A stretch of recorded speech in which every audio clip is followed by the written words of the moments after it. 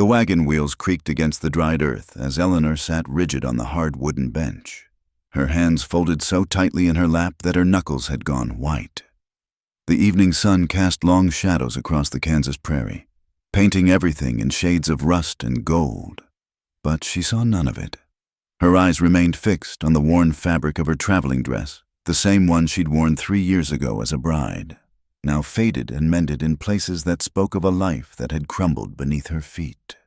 "Stop looking so glum," her mother said sharply from across the wagon bed. Margaret Whitfield had the kind of voice that could cut through stone, and she wielded it like a weapon. "You should be grateful anyone would take you at all." Eleanor didn't respond. She'd learned over the past months that silence was safer than words. Words could be twisted, thrown back at her, used as evidence of her failures. The wagon jolted over a rut, and she gripped the bench harder, feeling the splinters bite into her palms through her thin gloves. Her father, Thomas, sat up front with the driver they'd hired from town. He hadn't looked at her once since they'd loaded her single trunk onto the wagon. Eleanor understood.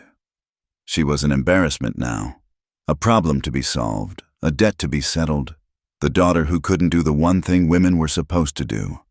3 years, her younger sister Catherine whispered beside her, not unkindly, but with that particular cruelty of stating facts. 3 years married to Samuel Morrison, and nothing to show for it. Nothing except the divorce papers that had arrived 2 weeks ago, delivered by a man who couldn't meet her eyes. Nothing except the sneers from Samuel's mother, who had made it clear from the beginning that her precious son had married beneath him. Nothing except the whispers that followed her through town like smoke barren. Worthless, broken. The wagon lurched to a stop. Eleanor looked up for the first time in hours and saw they'd pulled up outside the land office. Her father climbed down stiffly, straightening his coat before disappearing inside. Through the window, she could see him talking to the clerk, gesturing occasionally toward the wagon. Money changed hands. Papers were signed. "What's happening?" Eleanor asked, her voice hoarse from disuse. Her mother's smile was sharp as winter ice. "We've found a solution to our problem.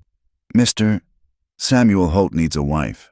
He's a widower, lives out past Cedar Ridge. 40 acres and some cattle. Nothing fancy. But then," she let the sentence hang in the air like a noose. "I don't understand." But even as Eleanor said it, she did understand. The understanding sat in her stomach like a stone. "It's simple," Margaret continued, smoothing her own spotless skirts. "Mr. Holt needs someone to keep house. He's not particular about other qualities. He knows about your situation. He's willing to overlook it." Overlook it, as if Eleanor's inability to conceive was a stain on a dress, something that could be ignored if one didn't look too closely, as if she herself was something to be overlooked. Thomas climbed back into the wagon, avoiding his daughter's gaze. "It's done. He'll meet us at Miller's Cross before sundown." The rest of the journey passed in a blur of dust and fading light. Eleanor watched the town she'd known all her life disappear behind them. Each familiar landmark, a small goodbye, the church where she'd married Samuel, so full of hope and dreams. The doctor's office where month after month she'd received the same devastating news. The house where she'd spent the last 6 months since the divorce, feeling the walls close in as her family's patience wore thin. Miller's Cross was nothing more than a spot where 2 roads met, marked by a weathered wooden sign and a stone watering trough. A single rider waited there, his horse drinking deeply from the trough. As their wagon approached, he looked up, and Eleanor got her first glimpse of the man who would be her husband. Samuel Holt was nothing like his namesake, where her first Samuel had been slim and refined, with soft hands and careful speech. This man was carved from the land itself, tall and broad-shouldered, with sun-weathered skin and calloused hands that spoke of real work. His dark hair was slightly too long, his clothes practical rather than fashionable. He sat his horse like he'd been born in the saddle. He dismounted as they approached, removing his hat in a gesture that seemed automatic rather than gallant. his eyes gray as storm clouds moved over the wagon's occupants before settling on Eleanor. There was no warmth in that gaze, but no cruelty either.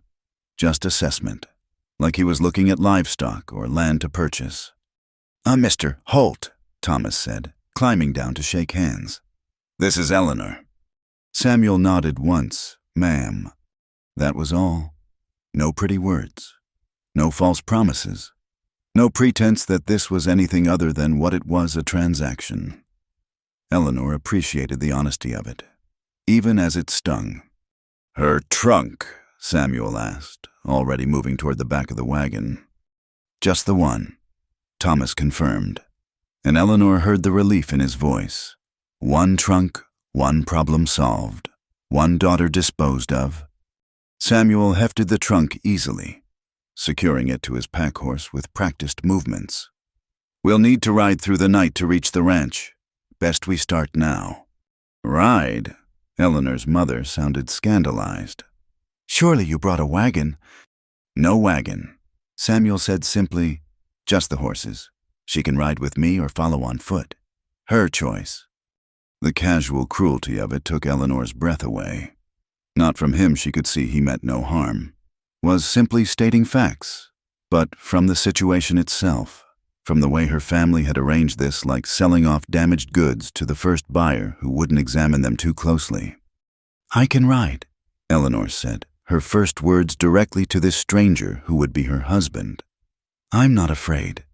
Something flickered in his eyes, surprise, perhaps, or a hint of respect. "Good. Say your goodbyes then. We've got ground to cover." Eleanor stood on shaking legs, smoothing her travel-worn dress. Her mother offered no embrace, just a nod that said, asterisk, finally asterisk. Her father pressed a small purse of coins into her hand. Guilt money. She knew, but she took it anyway. Only Catherine hugged her, quick and fierce. "Write to me," Catherine whispered. "If you can, if she could, if this stranger allowed it, if she survived whatever awaited her in the wilderness beyond Cedar Ridge." Too many ifs. Samuel helped her mount his horse, his hands impersonal but not unkind as he lifted her up before swinging up behind her. She tried not to think about how different this was from her wedding night with the first Samuel. All ceremony and celebration and hope for the future. This was its opposite, a quiet surrender in the growing darkness, witnessed only by family eager to see her gone. "Thank you," Thomas called out as they turned to leave. "For taking her. I mean, we know it's... Well, thank you." Samuel didn't reply, just touched his heels to the horse's sides. As they rode away, Eleanor heard her mother's voice one last time, carried on the evening wind. "At least we got something for her. That rancher fellow didn't even haggle. Must be desperate himself." The words followed them into the darkness like a curse. Eleanor sat rigid in the saddle, aware of the stranger at her back, the warmth of him, a mockery of intimacy. She was 23 years old, divorced, barren, and riding through the night toward a life she couldn't imagine with a man who'd taken her out of desperation or pity, or some combination of both. The stars came out one by one, cold and distant as her family's farewell. Samuel rode in silence, asking nothing of her, and she was grateful for that small mercy. She didn't cry. She'd used up all her tears months ago. When the doctor had finally said the words she'd feared, "Some women simply cannot bear children. It's nobody's fault." Nobody's fault, but everybody blamed her anyway. As they rode through the darkness toward her new life, Eleanor allowed herself one moment of bitter irony. Her family had sent her away as a joke. Really the infertile daughter to the desperate rancher. Two failures finding each other in the vast emptiness of the frontier. They probably thought it amusing, in their cruel way. A barren woman for a widower who'd already had his family. No risk of disappointment there. She couldn't know then what she would later understand, that sometimes the cruelest jokes become the greatest blessings, that the wilderness could heal what civilization had broken, that a man who spoke few words might say more with his actions than all the pretty speeches in the world. But that was all to come. For now, There was only the rhythm of the horse beneath them, the vast darkness of the prairie, and the strange comfort of riding toward the unknown with someone who expected nothing from her except that she not be afraid. And Eleanor Whitfield, no, Eleanor Holt now, she supposed was many things. Barren, divorced, unwanted. But she was not afraid. The ranch emerged from the prairie darkness like a shadow against shadows, revealed only by the faint glow of a single lantern hanging by what must be the front door. Eleanor's body ached from hours in the saddle, her back stiff from holding herself away from the man behind her, though exhaustion had eventually forced her to lean back against his solid warmth. Samuel had said nothing during their ride, only occasionally adjusting their course with gentle pressure on the reins. Now he dismounted first, his movements fluid despite the long journey. He reached up to help her down, his hands spanning her waist briefly before setting her on unsteady legs. Eleanor gripped the saddle for balance, her muscles protesting after so many hours of unfamiliar position. "Can you stand?" His voice was neutral, neither concerned nor indifferent. "Yes." She forced herself to let go, to stand straight despite the trembling in her legs. "Thank you." He nodded once, already turning to tend to the horses. Eleanor stood alone in the darkness, uncertain what was expected of her. The house before her was modest, a single-story structure of weathered wood and stone, solid but unpretentious. No flowers grew beside the door. No curtains softened the windows. It was a house that had forgotten the touch of a woman's hand. Samuel returned from settling the horses in what must be the barn, carrying her trunk as easily as if it weighed nothing. He pushed open the front door. It wasn't locked. She noticed and gestured for her to enter first. Eleanor stepped into her new home, immediately aware of the smell wood smoke, leather, coffee, and something indefinably masculine. Not unpleasant, just different from any home she'd known. He lit another lantern, revealing a main room that served as kitchen, dining, and living space all in one. Everything was clean, but spare. A large stone fireplace dominated one wall. Cold now, in the autumn night. A simple wooden table with 2 chairs, only 2, as if he'd never expected company. Open shelves held a few dishes, all practical, nothing decorative. A rifle hung above the fireplace, and boots stood in neat rows by the door. "Your room is through there," Samuel said, indicating a door to the left. He carried her trunk in that direction, and Eleanor followed, her footsteps echoing on the bare wooden floors. The bedroom was small but private, containing a narrow bed with a simple quilt, a washstand with pitcher and basin, and a few wooden pegs on the wall for hanging clothes. One window looked out into darkness. Samuel set her trunk at the foot of the bed and turned to leave, then paused in the doorway. "Pump's out back for water. Privy too. I'll start the stove for coffee come morning." He seemed to consider saying more, then simply added, "Get some rest." He closed the door behind him, leaving Eleanor alone with a lantern and her meager possessions. She sank onto the edge of the bed, finally allowing herself to feel the full weight of what had happened. This morning she'd woken in her parents' house, unwanted but familiar. Now she sat in a stranger's home, her home now hundreds of miles from anything she'd ever known. She undressed slowly, her fingers fumbling with buttons and laces. Her traveling dress was dusty and wrinkled beyond redemption. Tomorrow she would have to face whatever duties awaited her. But tonight she could simply collapse into the narrow bed and pull the quilt up to her chin. It smelled of cedar and soap, clean but impersonal. Despite her exhaustion, sleep was slow in coming. Every sound was new and strange, the wind through gaps in the walls, the settling of unfamiliar wood, the distant cry of some night creature.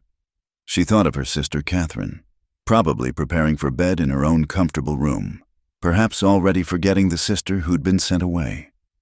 She thought of Samuel Morrison, her first husband, who was probably congratulating himself on his freedom from his barren wife. And she thought of the man in the next room, this Samuel Holt, who'd taken her without question or explanation. What did he want from her? The usual wifely duties? Certainly cooking, cleaning, mending. But what else her mother had made it clear he knew about her? Condition, he wouldn't expect children, so why take a wife at all? And why her specifically, damaged goods from a distant town? Morning came too soon, announced by the crow of a rooster and gray light seeping through the window. Eleanor, dressed in her simplest work dress, pinned her hair back severely, and ventured into the main room. Samuel was already there, the stove crackling with fresh fire, coffee brewing in a blue enamel pot. He glanced up at her entrance but said nothing, returning his attention to the harness he was mending. Eleanor stood uncertainly for a moment, then moved to the stove. She found bacon in the cold box, eggs in a covered bowl, bread in a wooden box. She began preparing breakfast without comment, falling back on the familiar rhythm of domestic tasks. The bacon sizzled, filling the room with its smoky scent. She found plates, forks, cups, setting the table for two. When she placed the food on the table, Samuel set aside his work and took his seat. They ate in silence, the only sounds the scrape of forks on plates and the distant lowing of cattle. Eleanor noticed he ate steadily but without apparent pleasure, as if food were simply fuel. When he finished, he pushed back from the table. "I'll be working the north pasture today," he said, the longest sentence he'd spoken to her. "There's a garden out back, mostly gone to seed, root cellars stocked. You'll find what you need." He stood to leave, then paused. From his pocket, he drew a small leather pouch and set it on the table. "For household needs, there's a general store in Cedar Ridge, about 8 miles east. I go first Saturday of the month." Then he was gone, leaving Eleanor alone in the quiet house. She cleared the dishes, washed them in water she heated on the stove, set them to dry.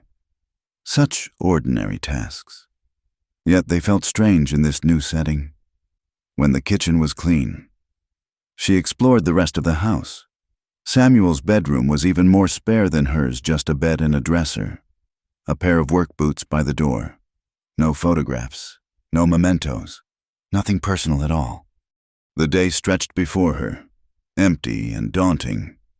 She found the garden he'd mentioned, indeed mostly gone to seed, but with some hardy vegetables still growing.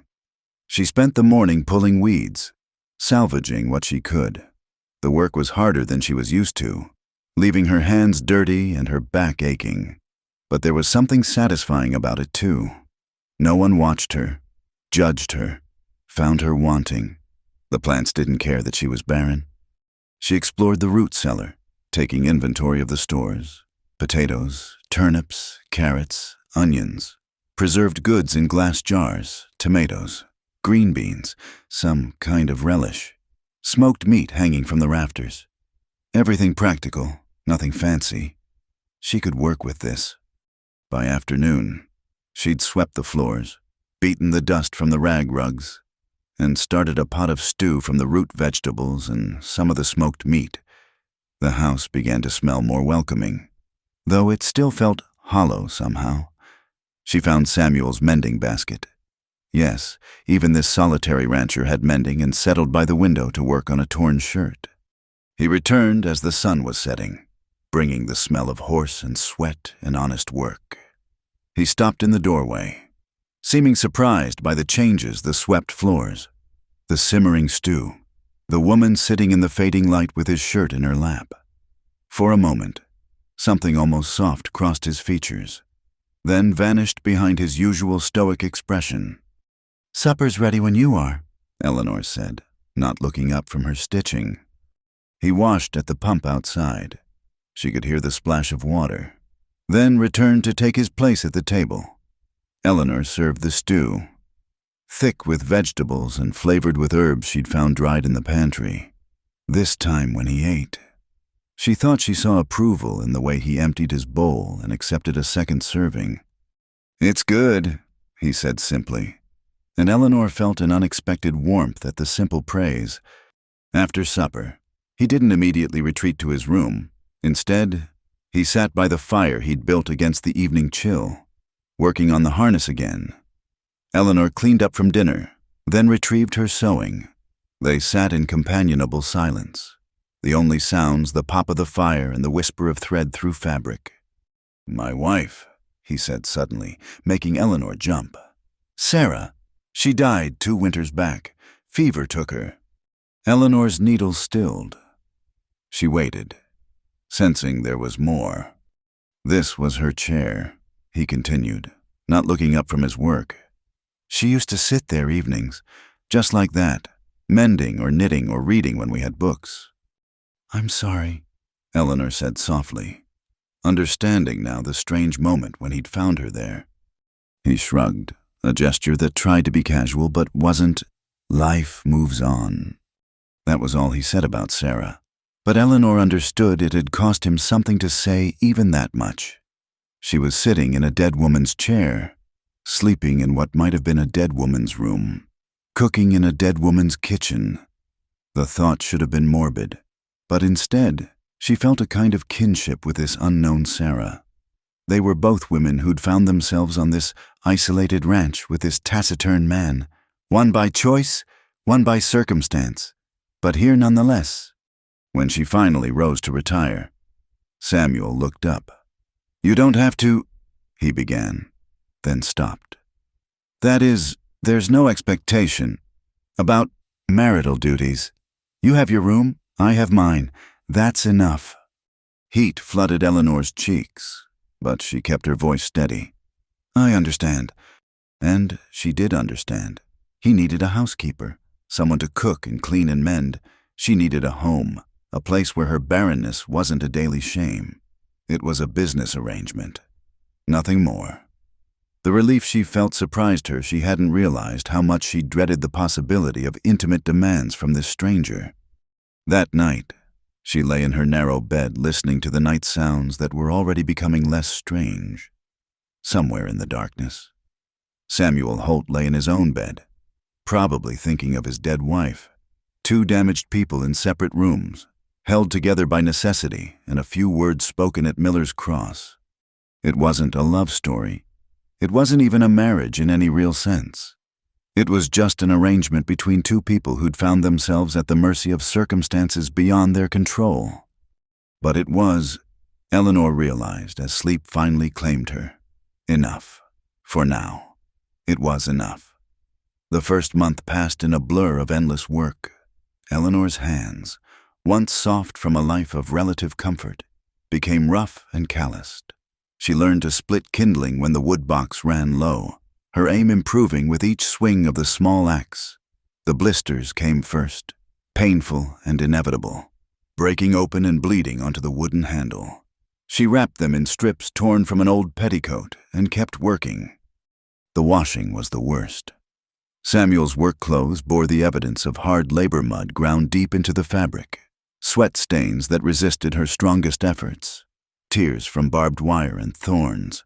She heated water in the big kettle, scrubbed until her knuckles were raw, wrung out the heavy fabric until her shoulders screamed in protest. The lye soap burned the cracks in her skin, but she said nothing, asked for nothing. By the 3rd week, she'd established a routine. Up before dawn to start the stove and make coffee.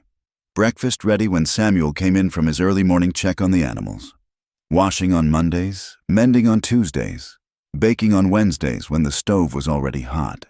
The vegetable garden slowly yielded to her persistent efforts, revealing neat rows beneath the weeds.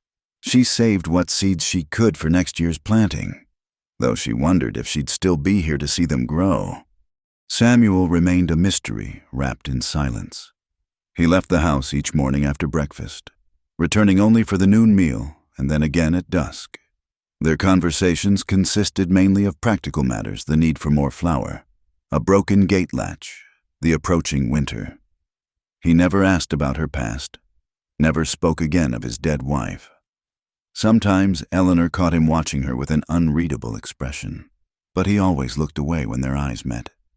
It was a Tuesday evening, her hands deep in the mending basket, when she noticed the leather work gloves beside the door.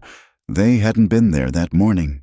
New, or nearly so, sized small enough for a woman's hands. She stared at them for a long moment, then continued her sewing as if she hadn't seen them. But when she went to gather eggs the next morning, she wore them, and they saved her hands from the worst of the cold. The gifts, for that's what they were, though neither of them acknowledged it, continued to appear. A new cake of soap, gentler than the harsh lye she'd been using, tucked beside the wash basin. A length of warm wool fabric folded on her bed, enough for a winter dress. A small jar of salve for burns and cuts, left on the kitchen shelf where she couldn't miss it. Never handed to her directly, never mentioned, just quietly provided. She reciprocated in her own silent way. His favorite cup, cracked along the handle, disappeared one day and returned mended so carefully the repair was barely visible. The holes in his work socks were darned before they could become blisters. An extra blanket appeared on his bed when the first frost came early. Small acts of care, offered without words. October brought the first real cold snap, and Eleanor discovered the house's drafts.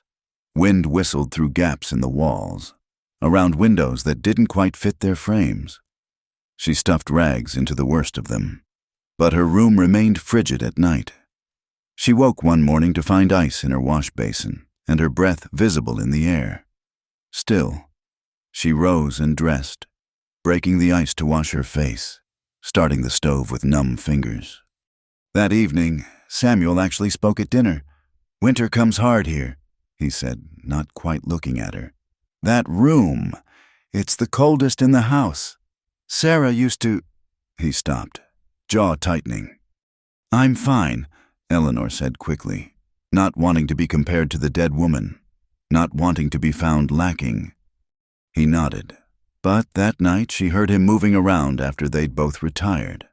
The next morning, a small pot-bellied stove sat in the corner of her room, already installed, pipe running up through a newly cut hole in the roof. The work must have taken hours. She stared at it, throat tight with an emotion she couldn't name. "Thank you," she managed when she found him at breakfast. He shrugged, uncomfortable with gratitude.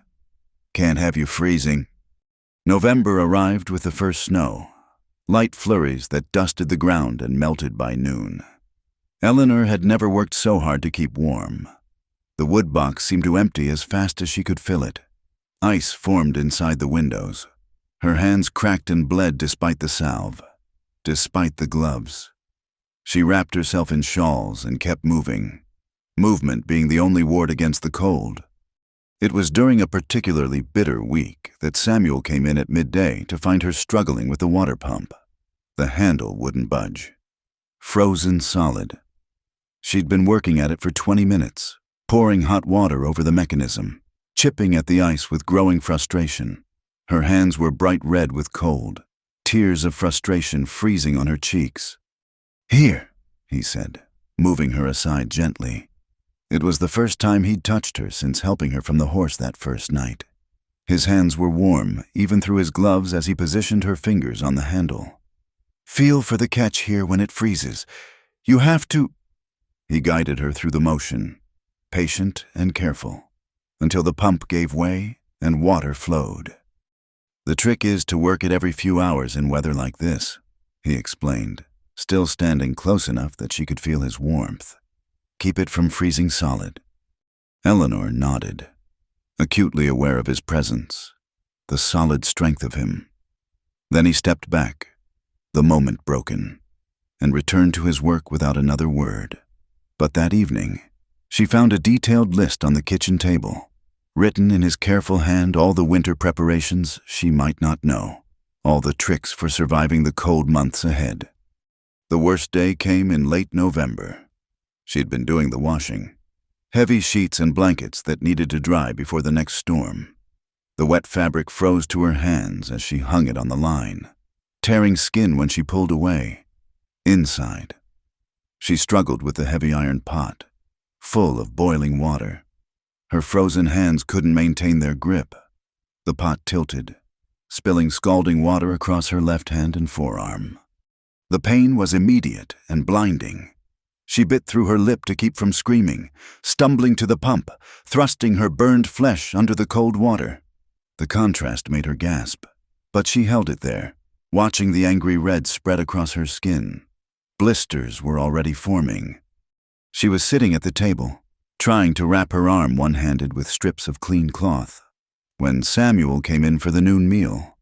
He took one look at her pale face and clumsy efforts and crossed the room in 2 strides. "Let me see." His voice was gruff, but not unkind. "It's nothing. I was careless." "Let me see. Firmer this time." She reluctantly unwrapped the cloth, revealing the burns. His expression darkened, not with anger, but something else, concern, perhaps, or self-reproach. "Why didn't you call for me?" "You were working. I didn't want—" "Eleanor." It was the first time he'd said her name since their wedding day. "You're hurt. That matters more than whatever fence I was mending." He retrieved the salve, his touch impossibly gentle as he applied it to her burns. His hands were steady, careful, treating her injuries with a competence that spoke of experience. When he finished wrapping her arm properly, he sat back, studying her face. "No more washing until this heals," he said firmly. "I mean it." "But the clothes." "We'll wait, or I'll do them." The idea of this man doing laundry was so incongruous that Eleanor almost smiled despite the pain. He must have seen it in her expression because his mouth quirked slightly, not quite a smile, but close. That night, she found a small bottle beside her dinner plate. Laudanum. For the pain. She looked up to find him watching her, and this time neither of them looked away. "Thank you," she said softly. He nodded, returning to his meal. But something had shifted between them. The silence felt different now, still quiet, but warmer somehow. When she rose to clear the dishes one-handed, he stood too, taking the plates from her good hand. "I'll do these tonight," he said, and it wasn't a question. Eleanor sat by the fire, watching this large, work-hardened man carefully wash dishes, his movements precise and unhurried. She thought about all the small kindnesses he'd shown her: the gloves, the stove, the salve, the patience with the frozen pump. Never asked for, never demanded, just quietly offered like gifts left on a shrine. Her hand throbbed beneath the bandages, but the laudanum was taking the edge off the pain. She dozed in the chair, waking only when Samuel gently touched her shoulder. "You should rest," he said, "real rest, in bed." She nodded, too tired to protest. At the door to her room, she paused, looking back at him. "Samuel," she said, testing his name as he'd tested hers. Thank you, for everything." He stood by the dying fire, his face half in shadow. "You work hard," he said simply. "Harder than you should have to. I see that." It wasn't poetry, it wasn't a declaration. But from this man of few words, it was everything. Eleanor went to her room, her burned hand cradled against her chest, her heart feeling strangely full despite the pain. Outside, the wind howled promises of winter storms to come, but inside, warmed by the little stove he'd installed, wrapped in blankets that smelled of the sage she'd tucked between them, Eleanor felt something she hadn't experienced since arriving at the ranch. She felt cared for. Not loved, that was too strong a word for what existed between them, but cared for, looked after, valued for more than just her ability to work. For a woman who'd been discarded like damaged goods, it was more than enough. It was, in its quiet way, everything. The first Saturday of December dawned clear and cold, ice crystals glittering on every surface like scattered diamonds. Eleanor's burned hand had healed enough for light work, though Samuel still watched her carefully, ready to intervene if she attempted anything too strenuous. Today was his monthly trip to Cedar Ridge for supplies, and after much deliberation, he'd asked if she wanted to accompany him. "You'll need warmer clothes," was all he'd said. But Eleanor heard the invitation beneath the practicality. She dressed in her warmest wool dress, the one she'd made from the fabric he'd left on her bed, and wrapped herself in every shawl she owned. Samuel helped her into the wagon, his hands lingering a moment longer than necessary at her waist.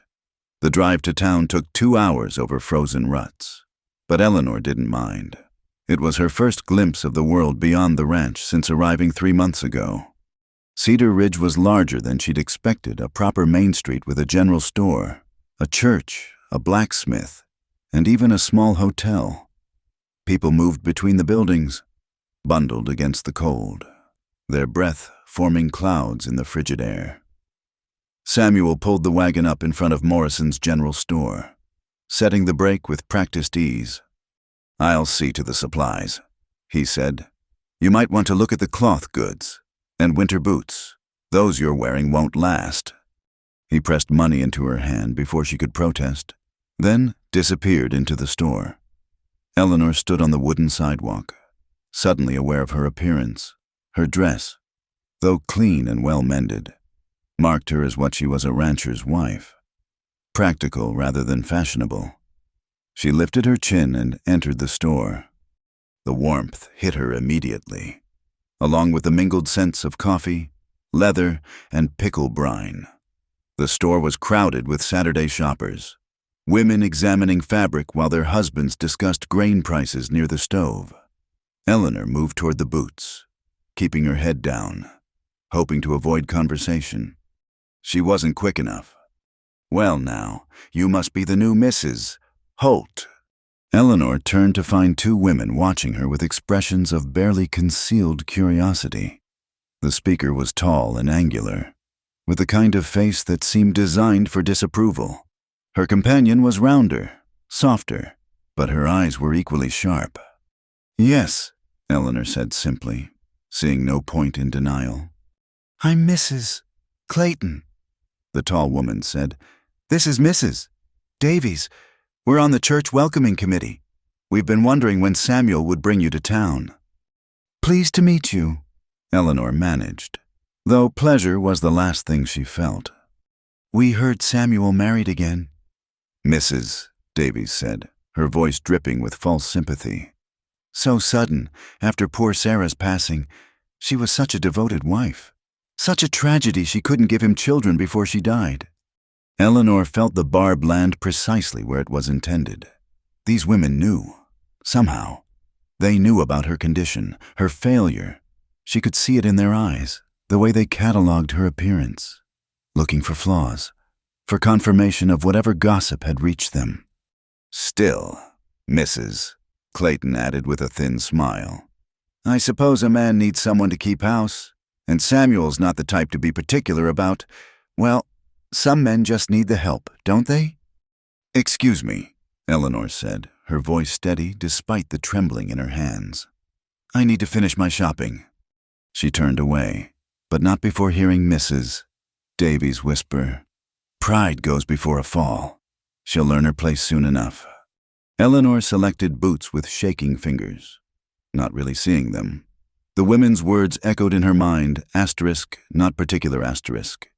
Asterisk just needs the help, asterisk. Asterisk, learn her place, asterisk. She'd thought distance would protect her from such cruelty. But gossip, it seemed, traveled even to the frontier. She was examining wool stockings when she heard raised voices from the street. Through the window, she saw Samuel standing very still while a man in a stained coat gestured wildly, clearly drunk despite the early hour. Other shoppers had stopped to watch. That particular stillness that preceded trouble. "Know all about her," the drunk was saying, his voice carrying clearly. "Heard from my cousin in Topeka. Barren woman, thrown out by her husband. You got yourself damaged goods. Holt, better hope she can at least cook, 'cause that's all she's good for." Samuel moved so fast Eleanor barely saw it. His fist connected with the drunk's jaw with a sound like a hammer hitting meat. The man went down hard, sprawling in the frozen mud. Samuel stood over him, fists still clenched, his whole body radiating a controlled violence Eleanor had never seen before. "You watch your mouth," Samuel said, his voice low but carrying to every observer. "That's my wife you're speaking of." The drunk scrambled backward, nose bleeding. "Didn't mean nothing by it." "Yes, you did. Samuel stepped forward, and the man flinched. "And if I hear you've repeated any of that filth, we'll have more than words." "Understood." The man nodded frantically, struggling to his feet and stumbling away. Samuel watched him go, then turned to the gathered crowd. His gaze was steady, challenging. "Anyone else have something to say about my wife?" Silence. People suddenly found urgent business elsewhere, dispersing like smoke. Samuel straightened his coat and walked back into the store as if nothing had happened. Eleanor stood frozen by the window, her heart racing. He found her there, took one look at her face, and his expression softened slightly. "You heard." It wasn't a question. Eleanor nodded, not trusting her voice. "I'm sorry you had to hear that," he said quietly. "Some folks have nothing better to do than flap their tongues about other people's business." "It's true, though," Eleanor said, the words bitter. "What he said, I am damaged." Samuel's jaw tightened. "No." The word was firm, final. "You're my wife. That's all anyone needs to know." He gathered their purchases, his movements sharp with lingering anger. Eleanor followed him to the wagon, aware of eyes watching from windows, of whispers starting already. But as Samuel helped her up, his hand warm and steady on hers, she felt something she hadn't expected. Protected, not from the words those had already been said, would be said again, but from facing them alone. The ride home was quiet at first. Then Eleanor spoke, needing him to understand. "They weren't wrong. Those women in the store, I couldn't give my first husband children. 3 years we tried. That's why he divorced me. That's why my family sent me to you. They thought it amusing. I think the barren woman and the widower who'd already had his family." Samuel's hands tightened on the reins. "Did you want children?" The question surprised her with its directness. "Yes," she admitted. "Very much. Every month I hoped, and every month." She trailed off, unable to finish. They rode in silence for a while. Then Samuel spoke, his voice careful. "Sarah and I, we lost 3 babies. 2 never drew breath. 1 lived a day. The doctor said it was too hard on her, that we shouldn't try again, but she wanted so badly to give me a child. The last time nearly killed her. And then the fever came anyway, and..." He stopped, clearing his throat. "What I'm trying to say is, not having children doesn't make a woman damaged, or less than. It just is." Eleanor blinked hard against sudden tears. "Your Sarah sounds like she was a good woman." "She was," Samuel agreed. "But she's gone, and you're here, and you're a good woman too. Eleanor, different from her, but good in your own way. Those fools in town don't know anything about you except gossip and spite." They were approaching the ranch now, the familiar buildings coming into view. Home. Eleanor realized with surprise, somehow in the past months, this isolated place had become home. "Thank you," she said softly. "For defending me. You didn't have to." "Yes, I did." His voice was firm. "You're under my protection now. My name, my roof, my responsibility. I take that seriously." That night, after chores were done and supper cleared away, Samuel did something unprecedented. He pulled the second chair closer to the fire, gesturing for her to sit near him instead of across the room. They sat in companionable silence, the fire crackling between them. But Eleanor felt the change like a shift in the weather. "I'm not good with words," Samuel said eventually. "Never have been, but I want you to know. What those people said today, it doesn't matter to me. You've brought something to this place that's been missing since Sarah died. Order and warmth and life. I guess the ranch feels less empty with you here."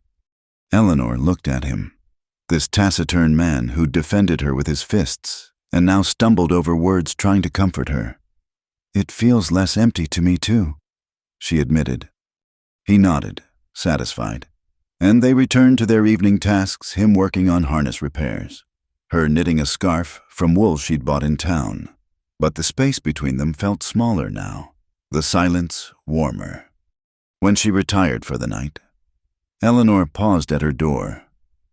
"Samuel, what you did today? No one's ever fought for me before." "Not like that." He looked up from his work, firelight casting shadows across his weathered face. "Well," he said simply, "someone should have." Eleanor carried those words with her into sleep, warming her more than any fire. Outside, the winter wind howled its lonely song. But inside the ranch house, two damaged people sat by their separate fires, each a little less alone than before. The gossips in town would continue to talk. The harsh words would follow her like shadows. But for the first time since her divorce, Eleanor felt she had an ally, someone who would stand between her and the world's cruelty. It wasn't love, not yet, but it was loyalty and respect and a growing tenderness that neither of them quite knew how to name. For now, it was enough. The encounter at the general store marked a turning point. Though Eleanor didn't fully understand it at the time, word of Samuel's defense spread through Cedar Ridge like wildfire through dry grass. Over the following weeks, she noticed subtle changes in how people treated them during their monthly supply runs. The open sneers became sideways glances. The cutting remarks turned to whispers behind raised hands. It was during their February trip that Eleanor learned the full extent of Samuel's protection. She had ventured to the general store alone while he conducted business at the grain mill. Mrs. Morrison, no relation to her former husband, thankfully stood behind the counter, a woman known for her sharp tongue and sharper memory for gossip. "Mrs. Holt," she said, her tone carefully neutral. "What can I help you with today?" Eleanor placed her list on the counter, bracing for the usual barbs. Instead, Mrs. Morrison filled the order with unusual efficiency, even adding an extra pound of sugar without charge. "For your baking," she said, not quite meeting Eleanor's eyes. "My husband says Samuel's been a good customer for years. We appreciate his business." It wasn't warmth, exactly, but it was civility more than Eleanor had expected. As she waited for the order to be filled, she overheard two women talking near the fabric display. "Saw Tom Garrett last week. Still missing that tooth Samuel knocked out." "Serves him right, speaking about a woman that way. Drunk or not, there's no excuse." "Samuel Holt's not a man to cross. Remember what happened to those rustlers who tried to take his cattle 3 summers back? Found them tied to their horses, delivered right to the sheriff's door. Never did say how he tracked them through that storm." Eleanor pretended to examine a bolt of calico, but her mind was spinning. The Samuel she knew was quiet, steady, gentle in his unspoken care. This Samuel, the one who tracked rustlers through storms and knocked out teeth in defense of her honor, was someone else entirely. Or perhaps he was both, and she was only now seeing all of him.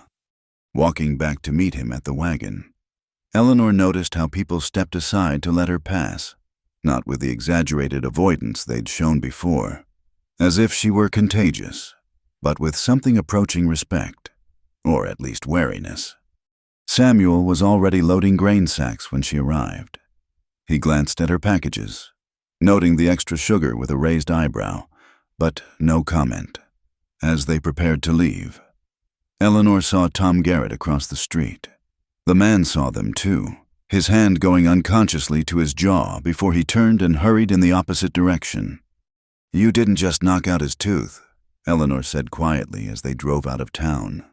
Samuel's hands tightened slightly on the reins. "He had more to say after you went inside. I discouraged him from continuing. And the rustlers 3 summers ago." A longer pause. "You've been listening to gossip." "Sometimes gossip is all a woman has to learn about her husband." He glanced at her, something almost like amusement in his eyes. "Fair enough. Yes, I tracked them. They took 6 head of cattle. I took them to the sheriff. That's all." "Through a storm. I know this land. They didn't." Eleanor studied his profile, the strong jaw, the weathered skin, the calm certainty in his bearing. She'd married a stranger, but she was beginning to understand she'd also married a protector. Not just someone who would defend her with fists when needed, but someone who would face down storms and rustlers and anything else that threatened what was his. And somehow, without her noticing when it happened, she had become something that was his. Not property, Samuel didn't think that way, but his to protect, his to defend, his to shield from the world's cruelty. The rest of winter passed in a blur of snow and ice. Samuel taught her how to predict storms by the behavior of the cattle, how to keep water from freezing in the chicken coop, how to stretch their supplies when the roads became impassable for weeks at a time. He was patient with her questions, careful with his instructions, always watching to ensure she didn't overtax her strength. It was during a particularly fierce blizzard in early March that Eleanor discovered another facet of her husband's protection. They'd been snowed in for 3 days, the wind howling like a living thing, snow piling against the windows until the house felt like a cave. Samuel had strung rope between the house and barn so he could tend the animals without getting lost in the white blindness. On the 3rd night, someone pounded on their door. Samuel was on his feet instantly, rifle in hand before Eleanor could even process the sound. He motioned for her to stay back as he approached the door. "Who's there?" he called out. "Jake Peterson," came the muffled reply. "My boy's missing. He went after a calf this morning. Hasn't come back. Please, Samuel, I need help." Samuel didn't hesitate. He was already reaching for his heavy coat, checking his rifle, gathering rope and lanterns. Eleanor watched him prepare, fear cold in her stomach. "You can't go out in this," she said, though she knew her protest was useless. "You could die out there." He paused in his preparations, meeting her eyes. "It's a child, Eleanor. The Peterson boy is only 8. She nodded, understanding. Of course he would go. It was who he was. "I'll keep coffee hot," she said simply. "And the fire's burning." Something softened in his expression. He reached out, his gloved hand touching her cheek briefly the first time he'd touched her face since their wedding day. "I'll be back," he said, and it sounded like a promise. Then he was gone, swallowed by the storm with Jake Peterson. Eleanor had never known hours could stretch so long. She kept busy feeding the fires, preparing food for when they returned, heating water for warming cold bodies. But her mind conjured terrible images Samuel lost in the white emptiness, frozen, buried in a drift, never coming home. She understood then, with shocking clarity, how much he'd come to mean to her. Not love, she wasn't ready to name it that, but something deep and necessary, like breathing. The thought of this house without him, of facing the world's coldness alone again, made her chest tight with panic. It was nearly dawn when she heard them. Shouts outside, then the door bursting open. Samuel stumbled in, covered in ice, carrying a small bundled form. Behind him, Jake Peterson looked like a walking snowman, sobbing with relief. Eleanor flew into action. She took the boy alive, but barely conscious, while the men stripped off frozen outer clothes. The child was blue with cold, but breathing. She wrapped him in warm blankets, spooned hot broth between his chattering teeth, rubbed feeling back into his small hands and feet. "Found him in the old mine shaft," Samuel said, his own teeth chattering as he huddled by the fire. Calf had fallen in. Boy went after it. "Stupid, brave boy," Jake Peterson said, tears freezing on his cheeks as he watched Eleanor tend his son. Just like his mother, always trying to save something. Eleanor met Samuel's eyes across the room, saw him watching her with the child. There was something in his expression she couldn't quite read, but it made her heart skip strangely. They kept the Petersons until the storm broke 2 days later. By then, young Thomas Peterson was recovering well, though he'd likely lose a few toes to frostbite. His father thanked them with tears, pressing Eleanor's hands with desperate gratitude. "You saved him," he said. "Both of you. I won't forget. Nobody in Cedar Ridge will forget." After they left, the house felt too quiet. Eleanor was cleaning up from their guests when Samuel spoke from his chair by the fire. "You were good with the boy," he said quietly. "Natural." Eleanor's hands stilled on the dishes. "I've always liked children," she said carefully, not wanting to venture into painful territory. "I could see that." He paused, seeming to wrestle with words. "Eleanor, what happened in town, with Tom Garrett and the others? I need you to understand something." She turned to face him, drying her hands on her apron. "I'm not a violent man by nature," he continued, "but I protect what's mine. Always have. My land, my cattle, my people. And you. You're under my protection now. That means something to me." "I know," Eleanor said softly. "I see it. In everything you do." He stood abruptly, crossing to the window to stare out at the snow-covered landscape. "Sarah used to say I was like one of those sheepdogs, quiet most of the time, but fierce when the wolves come calling." He turned back to her.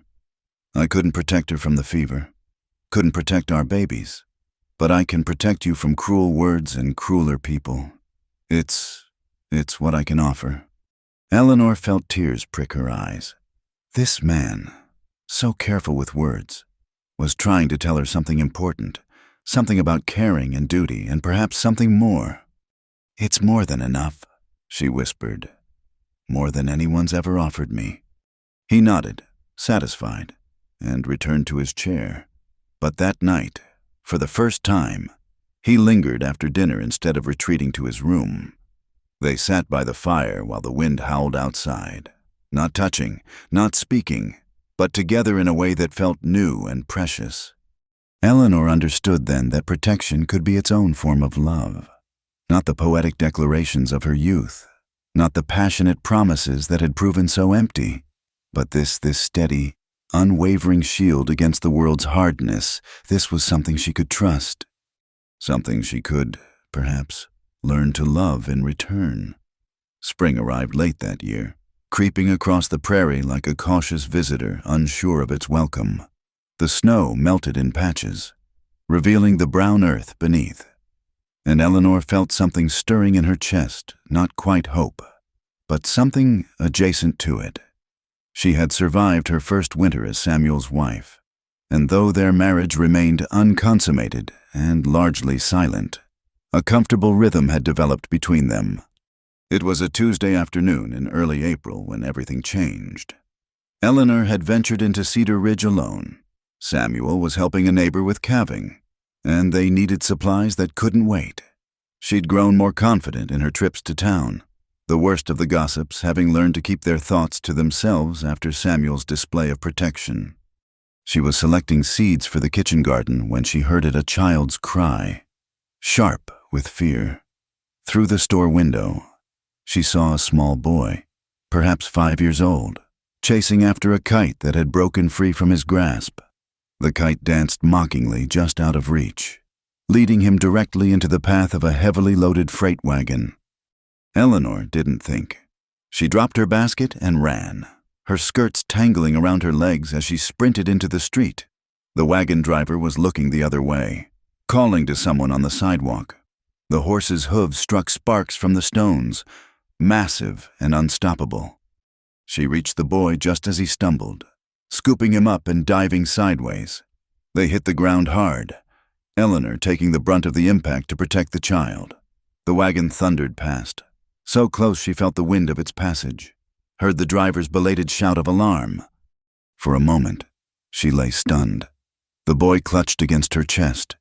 He was crying now, more from fright than injury, his small body shaking. Without conscious thought, Eleanor found herself rocking him, her hand smoothing his dark hair. "Shh, little one," she murmured, the words coming from some deep place she'd thought sealed away. "You're safe now. Mother's here. Everything's all right." The words slipped out before she could stop them. "Mother's here," and once spoken. They seemed to break something open inside her, all the maternal love she'd bottled up.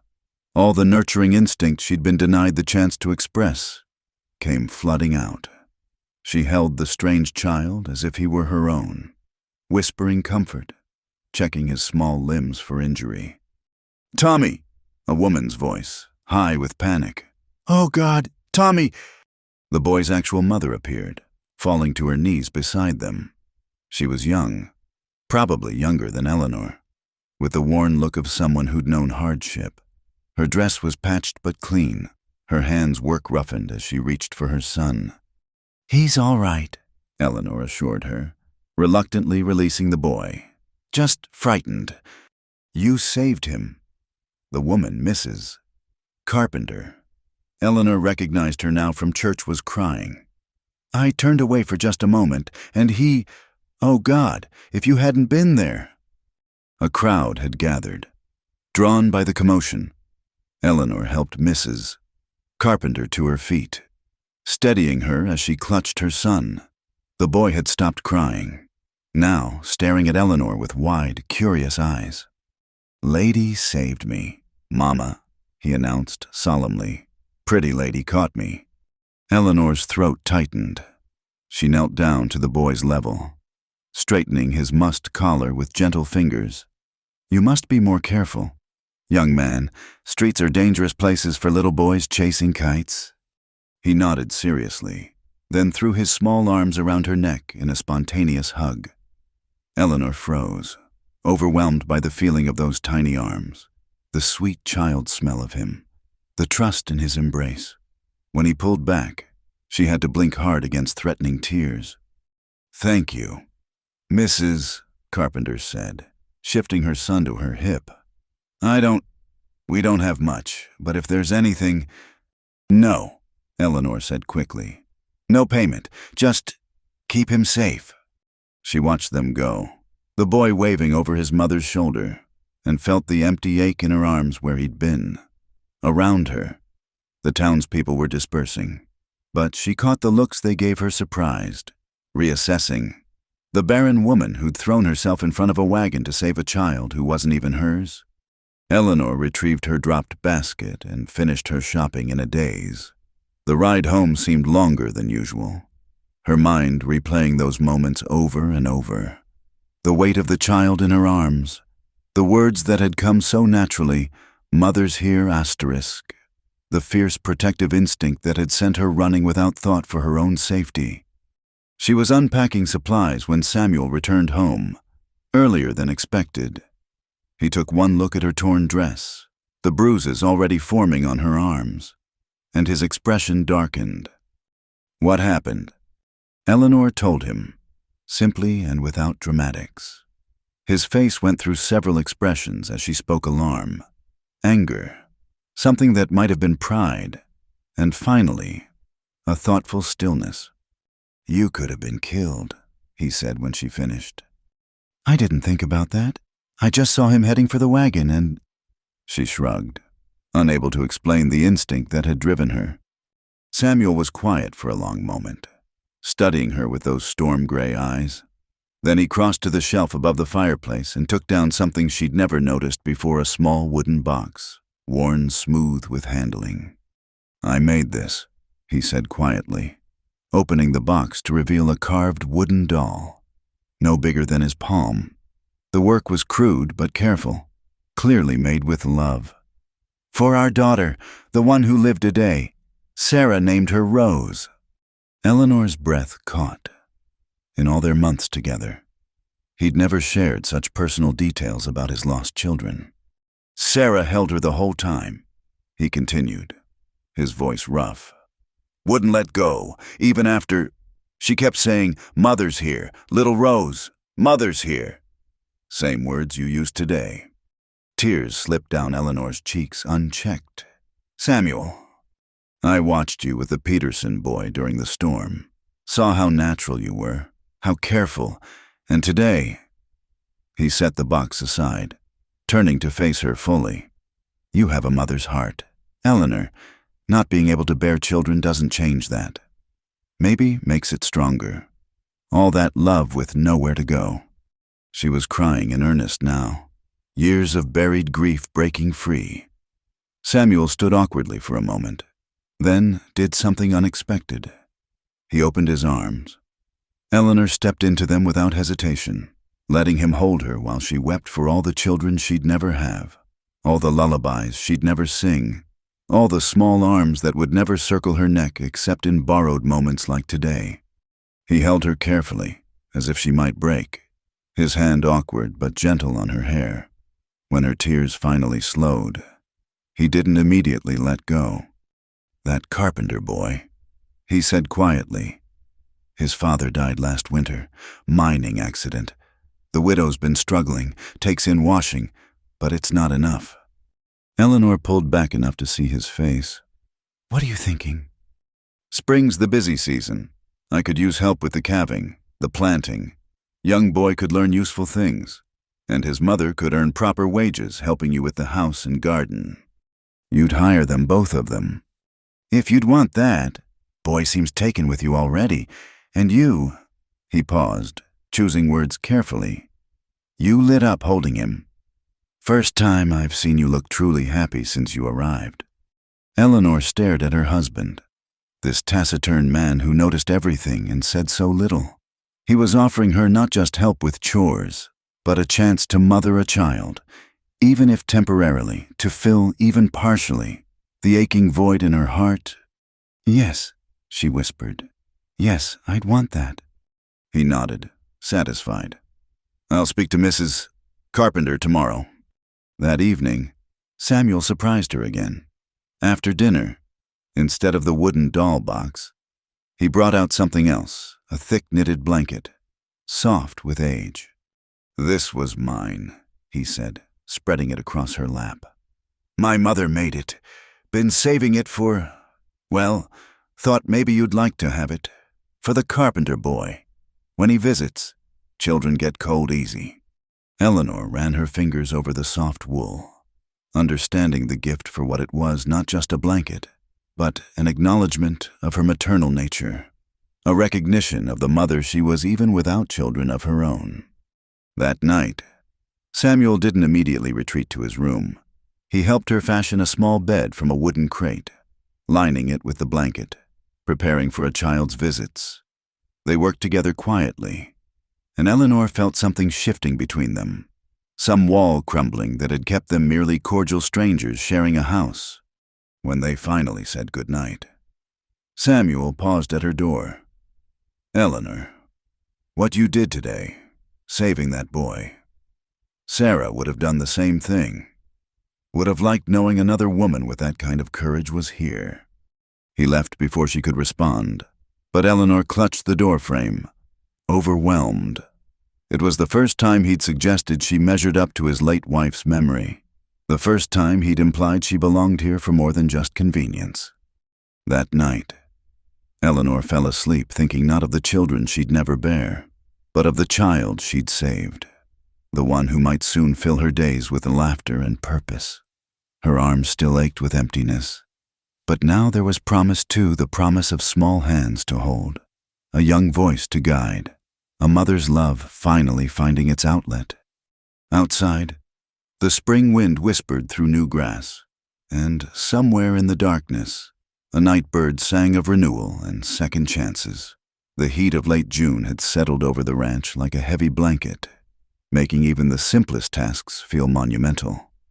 Eleanor had been feeling poorly for weeks, dizzy spells that came without warning, a persistent nausea that made cooking difficult, and a bone-deep exhaustion that no amount of rest seemed to cure. She attributed it to the heat and the hard work of summer, pushing through each day with grim determination. It was young Tommy Carpenter who'd become her shadow these past months, helping with chores while his mother worked in the house. The arrangement Samuel had proposed had proven beneficial for everyone, Mrs. Carpenter earned fair wages, Tommy learned valuable skills, and Eleanor had found a measure of peace in caring for the boy. This particular morning, Eleanor was hanging washing when the world suddenly tilted. She gripped the clothesline, fighting the spinning sensation, but her knees buckled. The last thing she saw was Tommy's frightened face and the white sheets fluttering down around her like falling snow. She woke to find herself in her own bed, Samuel's face hovering above her, creased with worry. "Doctor, Marcus from Cedar Ridge sat beside the bed, closing his medical bag with practiced movements. "What happened?" Eleanor asked, her voice coming out as a croak. "You fainted," Samuel said, his voice tight. "Tommy ran to find me in the field." "Smart boy." "Doctor," Marcus said, standing. "Mrs. Holt, I need to ask you some questions. Mr. Holt, perhaps you could—" "He stays," Eleanor said, surprising herself with the firmness of her tone. Whatever was wrong with her, Samuel had a right to know. The doctor nodded, adjusting his spectacles. "Very well. Mrs. Holt, when did you last have your monthly courses?" Heat flooded Eleanor's face, but she forced herself to think. I'm not certain. 2 months ago, perhaps 3. They've always been irregular. My previous doctor said it was part of my condition." "I see. And these dizzy spells, the nausea particularly in the mornings." "Yes, but that's just the heat." "Have you noticed any other changes, tender breasts? Perhaps unusual fatigue?" Eleanor's hands flew to her stomach unconsciously. "Doctor, you don't understand. I'm unable to conceive. My first husband divorced me because of it. 3 years of marriage with no children. The doctors in Topeka were very clear." "Doctor," Marcus held up a hand, a small smile playing at his lips. "Mrs. Holt, I've been practicing medicine for 30 years. I've seen many things that previous doctors declared impossible, based on my examination and your symptoms. I believe you're approximately 3 months with child." The room went very still. Eleanor stared at the doctor, certain she'd misheard. Beside her, Samuel had gone rigid, his face unreadable. "That's not possible," Eleanor whispered. "I'm barren. The doctors said—" "The doctors were wrong." "Doctor," Marcus said gently, "it happens more often than you might think. Sometimes the problem isn't with the woman at all, but, well, that's neither here nor there. The fact is, Mrs. Holt, you are very definitely carrying a child." Eleanor's hands shook as she pressed them against her stomach, still flat beneath her dress. "But we haven't—" She glanced at Samuel, heat flooding her face again. "Doctor," Marcus looked between them, understanding dawning. Well, these things, that is to say—" He cleared his throat. "Mr. Holt, might I have a word with you outside?" "No," Eleanor said sharply. "Whatever needs to be said can be said here." The doctor shifted uncomfortably. "Mrs. Holt, if you and your husband haven't been intimate, then we need to consider other possibilities. Were you perhaps hurt by someone forced?" "No." Eleanor's denial was immediate and fierce. "No, nothing like that. I haven't been with anyone since my divorce over a year ago. I don't understand how this is possible." Samuel spoke for the first time since the doctor's announcement.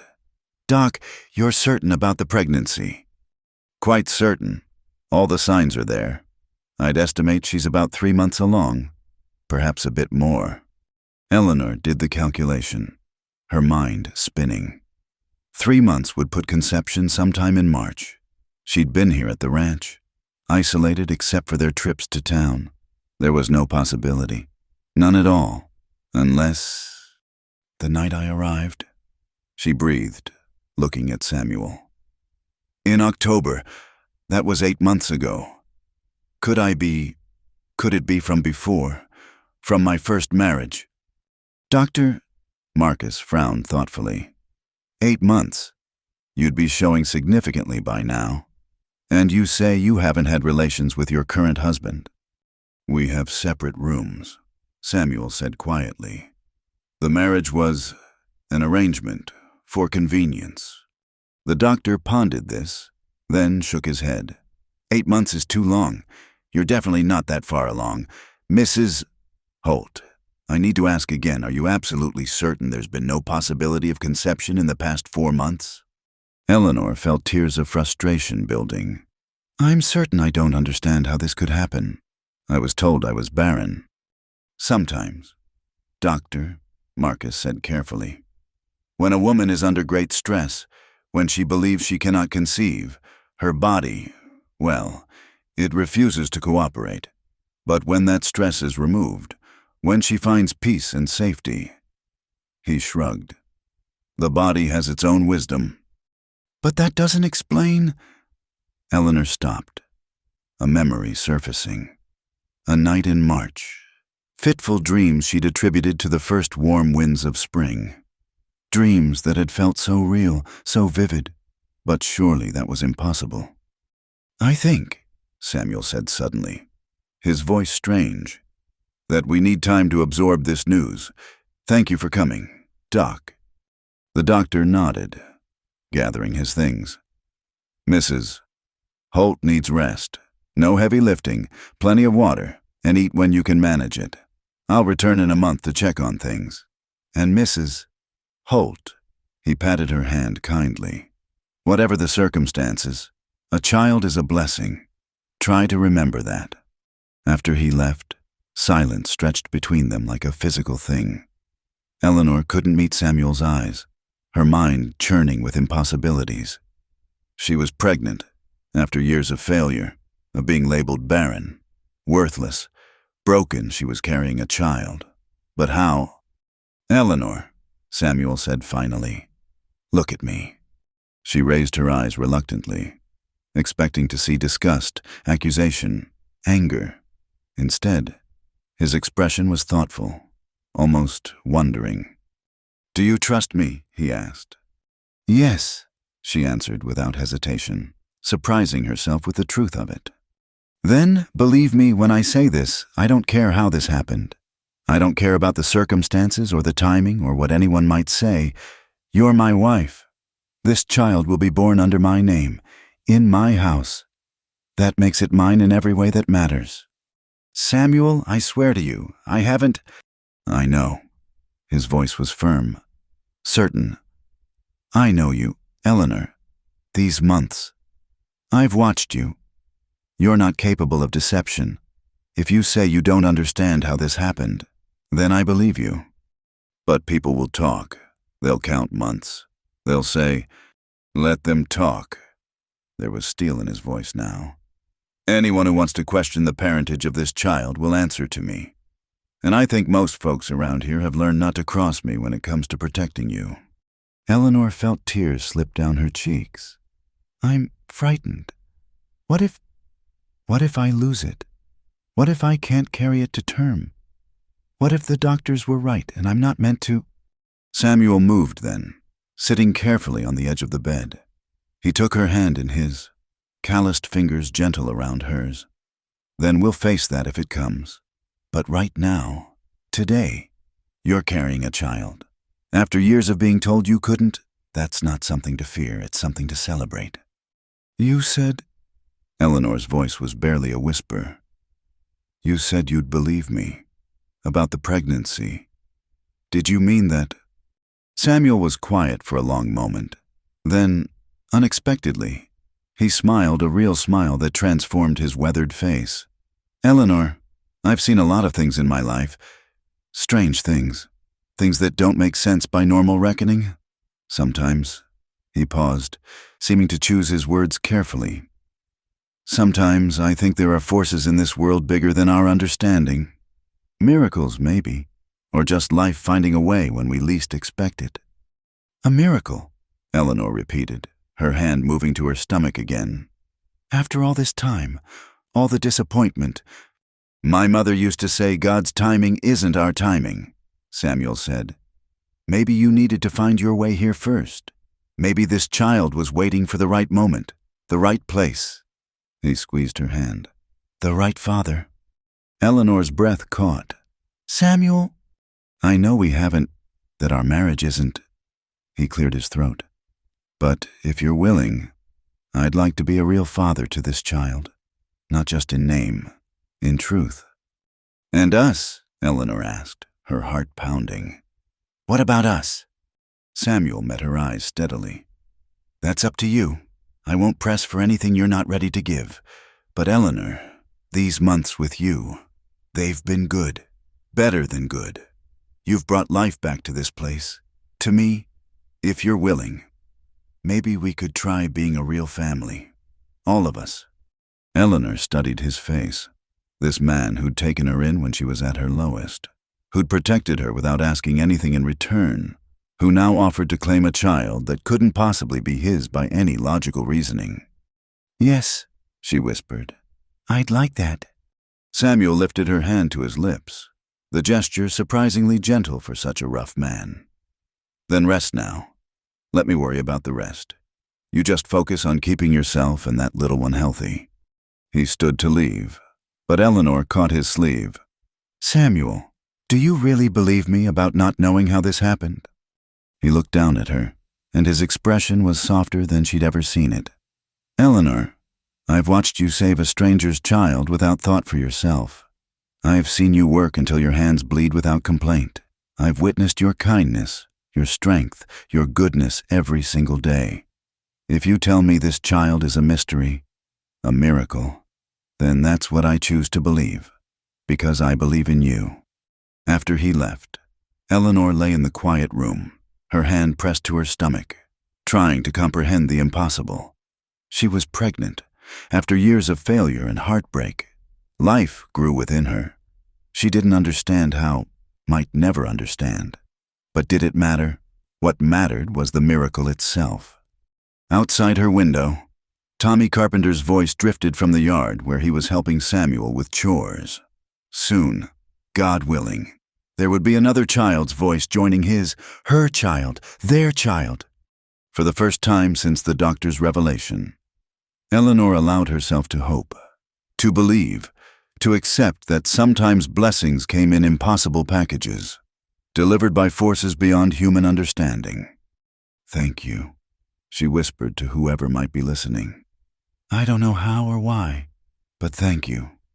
The baby moved then too early, surely, but she felt it aflutter like butterfly wings, a promise of life where none should exist. Eleanor smiled through her tears, cradling her miracle, and began to believe in impossible things. The August heat shimmered across the prairie as 2 wagons rolled up to the ranch house, dust clouds announcing their arrival long before Eleanor could make out the occupants.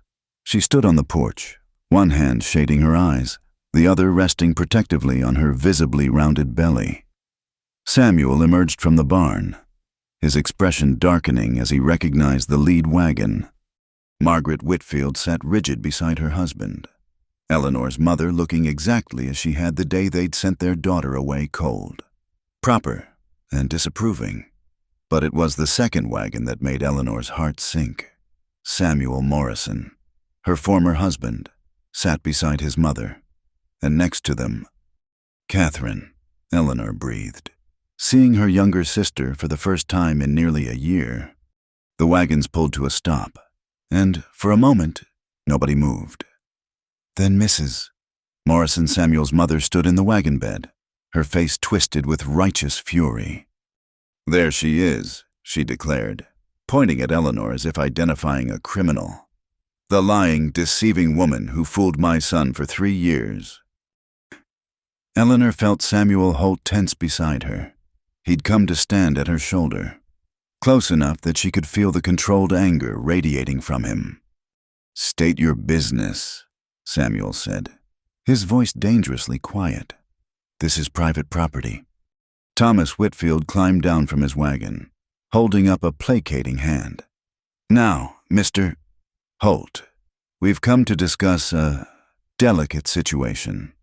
We've heard certain rumors in Topeka about Eleanor's condition. My wife's health is no concern of yours."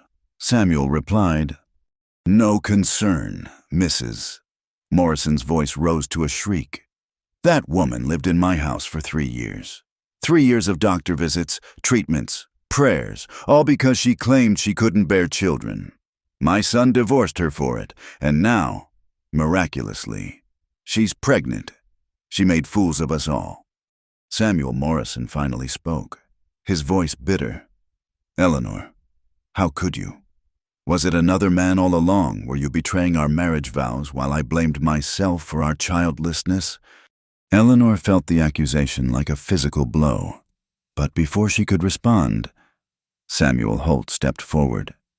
"Careful," he warned. "That's my wife you're addressing." Margaret Whitfield descended from the wagon with exaggerated dignity. "Mr. Holt, you seem like a reasonable man. Surely you must see how this looks." Eleanor was examined by the finest doctors in Topeka. They all agreed she was barren, unable to conceive, and now, mere months after you so generously took her in, she's with child. She smiled thinly. "Either those doctors were wrong, or our daughter has been less than truthful about her activities." "What are you implying?" Samuel's voice had gone very quiet, which Eleanor had learned was when he was most dangerous. "I'm not implying anything," Margaret said. "I'm stating facts. Either Eleanor lied about her condition to trap my son in a miserable marriage, or she's been entertaining other men. Either way, you've been deceived. Mr. Holt, that child she carries, who knows whose it really is?" Eleanor finally found her voice. "How dare you?" "How dare I?" Her mother whirled on her. "You've brought shame on two families now. We sent you here to spare us further embarrassment, and this is how you repay." She stopped mid-sentence because Samuel Holt had moved. Not aggressively, but he'd positioned himself directly between Eleanor and her accusers, his broad shoulders blocking their view of her. "Dr. Marcus," he said, his voice carrying across the yard. Eleanor turned, surprised to see the doctor emerging from his buggy, which had arrived unnoticed during the confrontation. "Mr. Holt," the doctor said, tipping his hat. "Mrs. Holt, I received your message about needing documentation." "Documentation, Mrs." Morrison sputtered. "What documentation could possibly explain this deception?" "Doctor." Marcus opened his medical bag and withdrew several papers. "Mr. Holt asked me to bring my examination records, as well as correspondence from colleagues in Denver and St. Louis."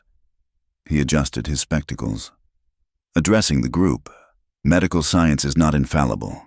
What one doctor diagnoses as complete infertility may be a treatable condition. Stress, poor health, even incompatibility between specific partners can prevent conception. "Incompatibility," Samuel Morrison stepped forward. "What do you mean?" The doctor looked uncomfortable but continued. "To put it delicately, sometimes a husband and wife simply cannot conceive together, though both might have children with other partners. It's not fully understood, but it's documented in medical literature." "You're saying it was my fault?" Morrison's face flushed. "That's absurd." "I'm saying, Doctor," Marcus continued patiently, "that fertility is more complex than we once believed. Mrs. Holt's pregnancy is unusual given her history." "Yes, but not impossible, and certainly not evidence of deception." Samuel Holt took the papers from the doctor, scanning them before turning to face the group. "Furthermore," he said, his voice carrying the weight of authority, "I have here a sworn statement from myself and two witnesses that my wife has not left this ranch unaccompanied since her arrival last October. Every trip to town has been in my company, or that of Mrs. Carpenter, who lives here." He fixed Samuel Morrison with a steady gaze. "So, unless you're suggesting something happened on my property, under my roof and my protection, I'd think very carefully about what accusations you make next." Eleanor saw her former husband pale at the implication. To suggest Samuel Holt had failed to protect a woman under his roof was tantamount to questioning his honor fighting words in this part of the country. "Now see here, Mrs." Morrison began, but her son grabbed her arm. "Mother, enough," he said quietly, his eyes never leaving Samuel Holt's face. "We've said what we came to say." "But the scandal," Margaret Whitfield protested. "What will people think, a barren woman suddenly pregnant?" "People will think," Samuel Holt interrupted, "that God works in mysterious ways, that prayers are sometimes answered in unexpected times and places, And if they think anything else, he let the threat hang unfinished. Catherine, who had been silent throughout the confrontation, suddenly broke free from the group and ran to Eleanor. Ellie, She whispered, embracing her sister carefully. you look happy, truly happy. Eleanor held her sister tight, tears threatening. I am, Cat, I truly am. The father, Catherine whispered, too low for the others to hear. is he kind to you? Eleanor pulled back to look at her sister, then at Samuel standing protectively before them. The kindest man I've ever known, she said, loud enough for all to hear. Samuel Morrison made a disgusted sound. This is ridiculous. She's made fools of us all. That child. That child, Samuel Holt said, turning to face him fully, is mine. Mine to protect, mine to raise, mine to love. And anyone who suggests otherwise will answer to me, personally. The threat was delivered calmly, but Eleanor saw Samuel Morrison take an involuntary step back. Her former husband might have been many things, but he wasn't stupid. Samuel Holt had a reputation, and Morrison had no desire to test it. We should go, Thomas Whitfield said quietly. We've delivered our message, and received your answer. Samuel added, which is this: my wife and I are expecting a child. We're grateful for God's blessing, and we expect our privacy to be respected. Any rumors or gossip that reach us from Topeka will be addressed. Margaret Whitfield drew herself up for one last attack. Eleanor, you're our daughter. Despite everything, we're willing to take you back before this situation progresses further, before you're completely ruined. Eleanor stepped out from behind Samuel, her hand on her belly, her chin raised. I am not ruined. Mother, I am blessed. I have a husband who protects and provides for me, a home where I'm valued, and a child growing within me, something I thought impossible. If that's ruin, I'll take it gladly over the respectability you offered. Her mother's face went white, then red. You ungrateful. I think you should leave now, Samuel said, his tone brooking no argument. Before this becomes even more unpleasant. The group retreated to their wagons, but Samuel Morrison paused, looking back at Eleanor. I suppose you're happy now, he said bitterly. You've got everything you claimed you wanted. Eleanor met his gaze steadily. I have everything I never dared hope for, she corrected. No thanks to you. As the wagons rolled away, Catherine broke free once more, pressing something into Eleanor's hand. Write to me, she whispered. Please, tell me about the baby. Then she was gone, pulled back to the wagon by their mother's harsh command. Eleanor stood watching until the dust clouds faded, the small packet Catherine had given her clutched in her hand. Samuel's hand settled on her shoulder, warm and steady. You all right? They came all this way just to accuse me, Eleanor said wonderingly. To try to shame me. They failed, Samuel said simply, though I'm curious how they knew about your condition. Dr. Marcus, who had been packing his bag, looked up. Small towns, Mr. Holt, news travels. I'd wager someone from Cedar Ridge has connections in Topeka. These things have a way of spreading. Let them spread, Samuel said. We have nothing to hide. The doctor smiled. No, you don't. And for what it's worth, I've rarely seen a healthier pregnancy. Whatever the circumstances of conception, this child is thriving. After the doctor left, Eleanor and Samuel stood alone on the porch. The confrontation had left her shaken, but somehow stronger. She'd faced her past, her bitter former husband, her cold mother, their accusations and attempts to shame her, and she'd survived. Thank you, she said quietly, for defending me, for claiming the child. Samuel turned to look at her, his gray eyes serious. I wasn't just defending. Eleanor, I meant every word. This child is mine in every way that matters. Biology be damned. Eleanor felt tears threaten again. Pregnancy had made her emotions unpredictable. Samuel Holt, she said softly. "You are a remarkable man."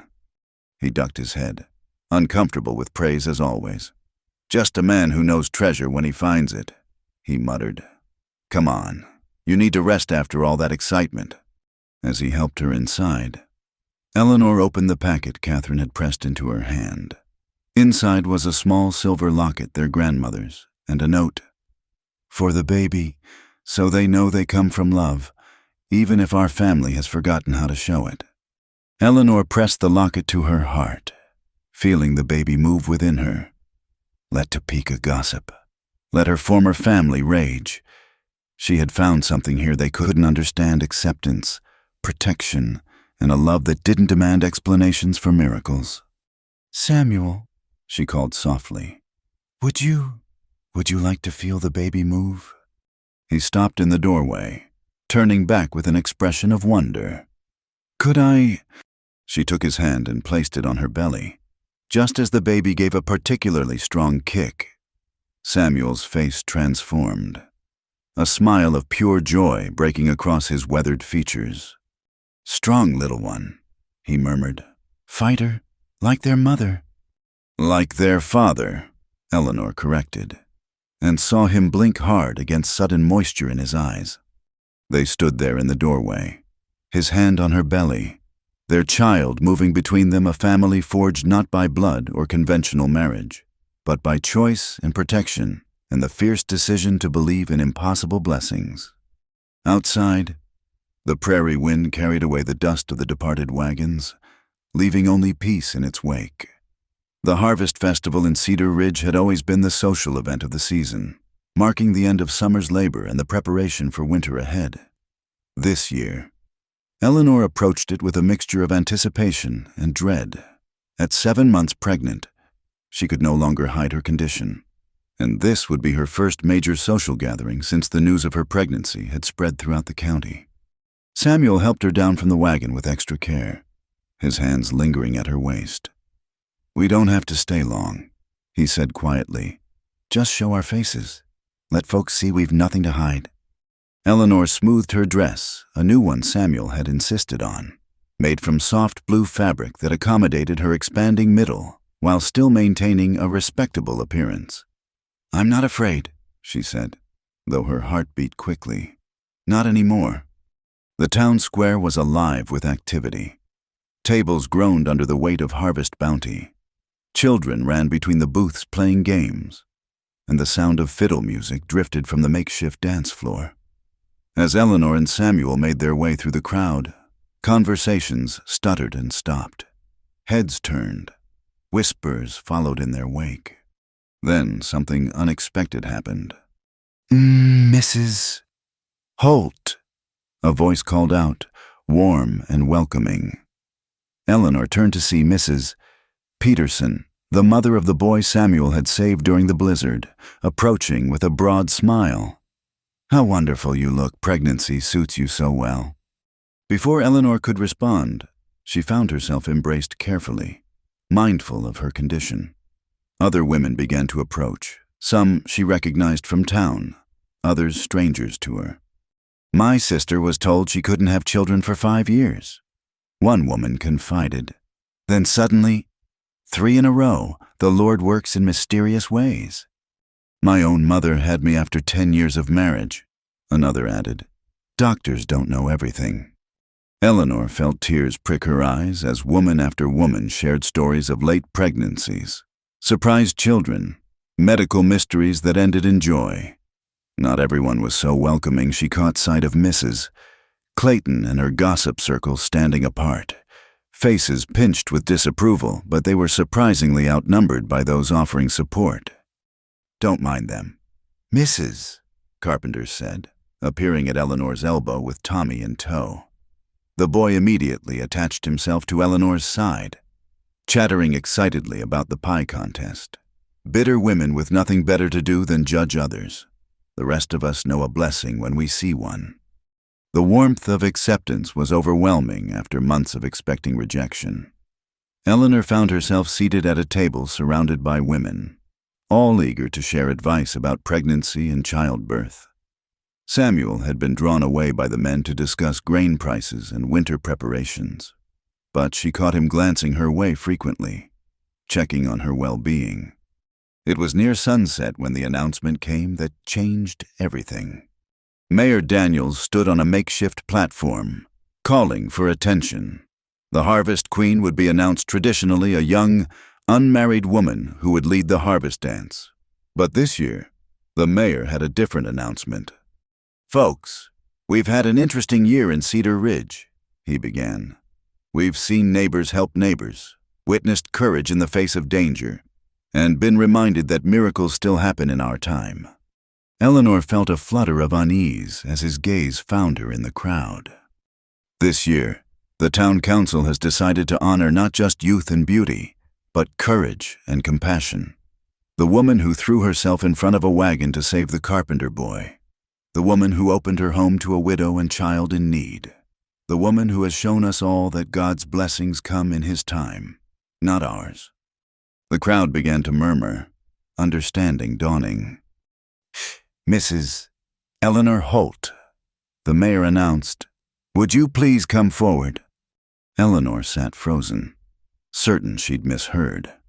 But hands were pushing her gently to her feet, voices encouraging her forward. Samuel appeared at her side, his face showing surprise but also unmistakable pride. "I can't," she whispered. "The Harvest Queen is supposed to dance. I can barely walk without waddling." "Then you'll waddle beautifully," he said, offering his arm. The crowd parted as they made their way to the platform. Eleanor was aware of every eye upon her, her pregnant belly impossible to ignore. But as she looked out at the gathered townspeople, she saw more smiles than frowns, more acceptance than judgment. "Mrs. Holt," Mayor Daniels said, placing a crown of wheat and autumn flowers on her head. "You represent the best of Cedar Ridge, your courage, your kindness, and yes, your faith in the face of adversity. You remind us that harvest isn't just about crops, it's about reaping what we sow in human kindness." The applause started slowly, led by the Petersons and Carpenters, then spreading through the crowd. Even some who'd whispered behind their hands were clapping now, caught up in the moment. "Speech," someone called out, and others took up the cry. Eleanor looked out at the sea of faces, her heart pounding. Then she felt Samuel's hand at her back, steady and supporting, and found her voice. "I came to Cedar Ridge as a stranger," she began, her voice carrying across the square. "Broken by loss, labeled as less than whole. I expected nothing but a roof over my head and honest work for my hands." The crowd had gone silent, listening intently. "Instead, I found a community. I found neighbors who judge less than they help. I found a man who," her voice caught as she glanced at Samuel, "who saw my worth when I couldn't see it myself. And I found that sometimes what we think is an ending is really a beginning." She placed her hands on her belly, feeling the baby move. "This child I carry is unexpected. Some have called it impossible. Others have made unkind suggestions about its origins. But I call it what it is, a miracle, a gift, proof that God's plan is greater than our understanding." "Amen," someone shouted, and Eleanor recognized Mrs. Peterson's voice. "I don't know why I was barren for so many years." Eleanor continued, "I don't know why that changed, but I do know this: every hardship led me here, to this place, these people, this moment, and I'm grateful for all of it, even the pain that came before." She stepped back, suddenly embarrassed by her openness, but the crowd erupted in genuine applause, and she saw more than one person wiping away tears. The band struck up a tune, and tradition demanded the Harvest Queen lead the first dance. Eleanor looked at Samuel in panic, but he simply smiled and led her to the dance floor. "I can't dance like this," she protested as he took her in his arms. "Sure you can," he said, guiding her into a gentle sway that barely qualified as dancing but somehow felt perfect. "Just follow my lead." They moved slowly, carefully, Eleanor acutely aware of their audience. Then Samuel did something unexpected. He leaned down and spoke loud enough for those nearest to hear. "You know," he said conversationally, "I was thinking we might name the baby Samuel if it's a boy, after his father." Eleanor's breath caught. It was the first time he'd claimed the child so publicly, so definitively. "And if it's a girl—" "Rose," he said without hesitation. "Like the one we lost. This time, she'll bloom." Eleanor couldn't speak past the lump in her throat. Around them, other couples were joining the dance floor, giving them privacy in the midst of the crowd.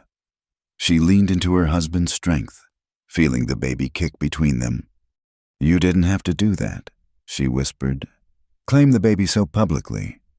"Yes, I did," he replied. "I've been thinking about what those doctors told your first husband, about you being barren." He pulled back to meet her eyes. "Maybe they were right. Maybe you couldn't have children with him. But Eleanor, you're having one with me. That makes this my child, doesn't it? In the way that matters most." The logic was flawed, impossible.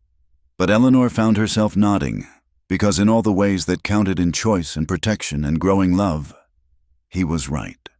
As the dance ended and the evening continued, Eleanor found herself surrounded by well-wishers. Even some who'd been skeptical seemed won over by the evening's events. Mrs. Clayton and her circle maintained their disapproving distance, but their influence had clearly waned. "Bunch of dried-up biddies." Mrs. Carpenter dismissed them with a wave. "Pay them no mind. The rest of us know a love match when we see one." Eleanor startled at the phrase, "love match." Is that what people saw when they looked at her and Samuel? She glanced across the square to where he stood with the men, accepting congratulations with his usual stoic grace, as if sensing her gaze. He looked up, and the smile he gave her was warm enough to chase away the evening chill. Maybe the townspeople saw more clearly than she'd realized. Maybe what had started as a desperate arrangement had become something neither of them had expected. The festival continued late into the evening, but Samuel appeared at her side as the moon rose. "Time to get you home," he said. "You've had enough excitement for one day." Eleanor didn't protest. She was tired. Her back ached, and her feet were swollen. But it was a good exhaustion, born from joy rather than labor. As Samuel helped her into the wagon, she carried with her the crown of wheat and flowers, the congratulations of neighbors, and most importantly, the knowledge that she was no longer the discarded woman who'd arrived here a year ago. "Thank you," she said as they drove home under the stars. "For everything tonight, for claiming the baby, for dancing with me, for—" "Eleanor," he interrupted gently, "you're my wife. That child is mine. This is what husbands do." "Not all husbands," she said, thinking of Samuel Morrison's bitter rejection. "Their loss," Samuel said simply. "My gain." They rode the rest of the way in comfortable silence, Eleanor's hand resting on her belly. Samuel's steady presence beside her. The harvest crown sat in her lap, a tangible reminder that miracles could happen, that communities could embrace rather than reject, that sometimes the family you chose was stronger than the one you were born to.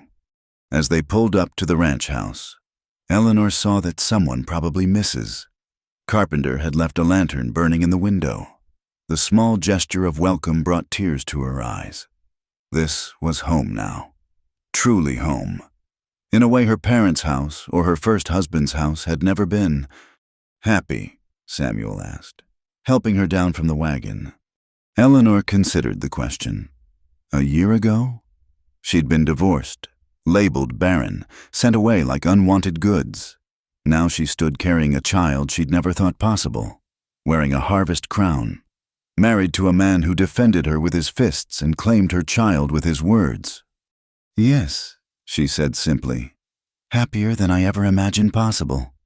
And standing there in the moonlight, one hand in Samuel's and the other on her miraculous child, Eleanor knew she spoke nothing but truth. The first snow of winter came early that year, dusting the prairie with white, just as Eleanor entered her final month of pregnancy. She moved slowly now, her body heavy with the child she'd never thought possible.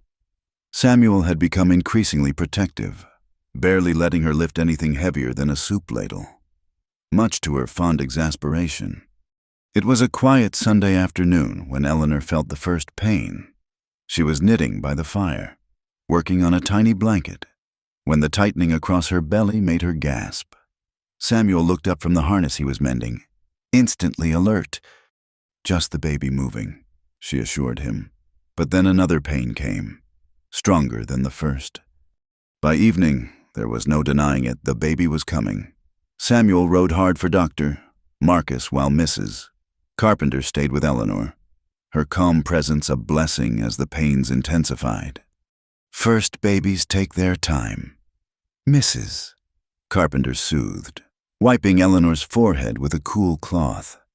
"You're doing fine, dear, just fine." But Eleanor didn't feel fine. Terror gripped her as the contractions grew stronger. What if something went wrong? What if the doctors had been right all along? And her body wasn't meant for this? What if she lost this miracle child just as Samuel and Sarah had lost theirs? Samuel returned with the doctor as the sun was setting, his face tight with worry. "Doctor." Marcus examined Eleanor efficiently, then smiled. "Everything's progressing normally. Mrs. Holt, this baby seems eager to meet the world." The hours that followed blurred together in a haze of pain and effort. Eleanor gripped Samuel's hand, drawing strength from his steady presence. He never left her side, never flinched when she cried out, never showed anything but calm encouragement. "You're the strongest woman I know," he murmured during a brief respite between contractions. "You can do this." "What if I can't?" she gasped. "What if—" "No what-ifs," he said firmly. "You saved Tommy Carpenter from a wagon. You survived your family's cruelty. You turned this empty house into a home. You can bring our child into the world. Asterisk, our child." Even in the midst of labor, those words gave her strength. It was just past midnight when Eleanor's daughter entered the world, her cries strong and healthy. "Doctor." Marcus placed the baby on Eleanor's chest, and she stared down at the tiny face in wonder. "Perfect, absolutely perfect." "A girl," she whispered, tears streaming down her face. "Samuel, we have a daughter." Samuel's hand trembled as he reached out to touch the baby's downy head. "Rose," he said softly. "Her name is Rose." "She's healthy, Doctor," Marcus assured them, washing his hands. "Good weight, strong lungs. Everything appears normal." Normal. Such a simple word for such a miracle. Eleanor couldn't stop staring at her daughter asterisk, counting tiny fingers and toes, marveling at the rosebud mouth and delicate features. "She has your nose," Samuel said, his voice thick with emotion. "And your stubborn chin," Eleanor replied, laughing through her tears. Mrs. Carpenter bustled about, cleaning and tidying, but Eleanor barely noticed.